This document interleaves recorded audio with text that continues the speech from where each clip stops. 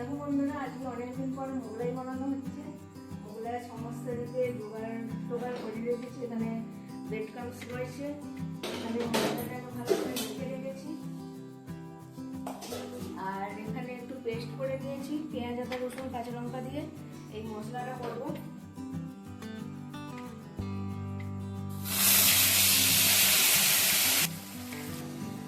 দেখো বন্ধুরা, তেলটা গরম হয়ে গিয়েছিল, আমি পেস্টটা দিয়ে দিয়েছি। এটাকে এখন কষাতে থাকছি। তারপর এটা এখন ভালো করে তেল ছেড়ে গেলে তারপর এর মধ্যে হলুদ আর লঙ্কা গুঁড়ো দিয়ে দেবো। এখন এটা কষানো হয়ে গেল। দেখো এবার এর মধ্যে এটা আমার কষানো হয়ে গেছে।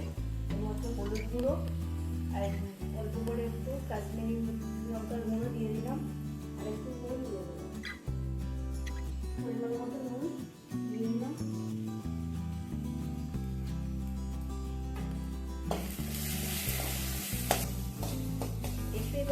মশলাটা একটু হয়ে গেছে, কড়া থেকে ছেড়ে যাচ্ছে, আমার হয়ে এসেছে। এবার ব্রেড ক্রাম্বসটা মিশিয়ে দিচ্ছি। ভালো করে এটা মিশিয়ে নিতে হবে, তাহলে আমাদের মোগলাইয়ের জন্য ফুল রেডি। এই দেখো এরকম একটা ঝরঝরে মিক্সার রেডি হয়ে গেছে আমাদের। এটাই মোগলাইয়ের জন্য ফুল। এইভাবে তোমরাও বানিয়ে করো, খুব ভালো হয়। দেখো আমি মিক্সারটা দুটো ভাগ করে দিচ্ছি।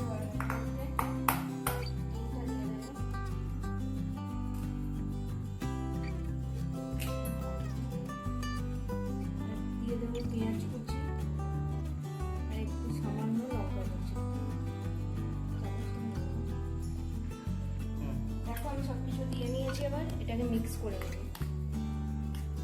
এই মিক্সারটা যত শক্ত হবে তত মোগলাইটা ভালো হবে আর ভিতরটা কাঁচা থাকবে না।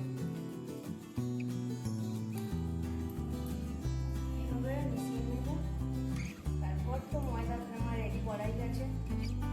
ঢেলে নিয়ে তার ভিতর দিয়ে ফোল্ড করে ভাজা হবে গরম তেলে। তারপরে আমাদের গরম গরম মোগলাই রেডি।